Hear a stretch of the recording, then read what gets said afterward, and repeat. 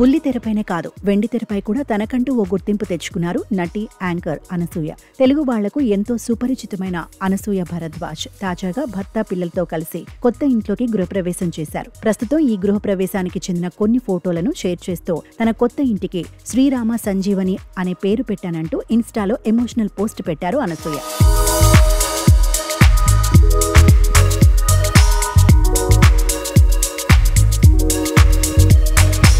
సీతారామాంజనేయ కృపతో, మా తల్లిదండ్రుల ఆశీర్వాదంతో, మీ అందరి ప్రేమతో మా జీవితంలో మరో అధ్యాయం ప్రారంభమైందన్నారు అనసూయ. తన భర్త, పిల్లలతో కలిసి అనసూయ తన కొత్త ఇంటి ముందు ఇలా కెమెరాకు ఫోజులిచ్చారు. ఇక ఈ కార్యక్రమానికి సంబంధించిన కొన్ని ఫోటోలను సైతం ఇన్స్టాలో షేర్ చేశారు. ఈ ఫోటోలను చూసిన నెటిజన్స్ అనసూయలో ఆధ్యాత్మిక కోణం కూడా ఉందంటూ ఆసక్తికరమైన కామెంట్స్ చేస్తున్నారు. తెలుగు సాంప్రదాయం ప్రకారం పాలు పొంగించి నూతన గృహప్రవేశం చేశారు. గృహప్రవేశం సందర్భంగా ఆమె తన భర్త, పిల్లలతో కలిసి ఎంతో ఆనందంగా, ఆహ్లాదంగా కనిపించారు. ఇకపోతే ఆంజనేయ స్వామి గురించి ఆసక్తికరమైన కామెంట్స్ చేశారు అనసూయ.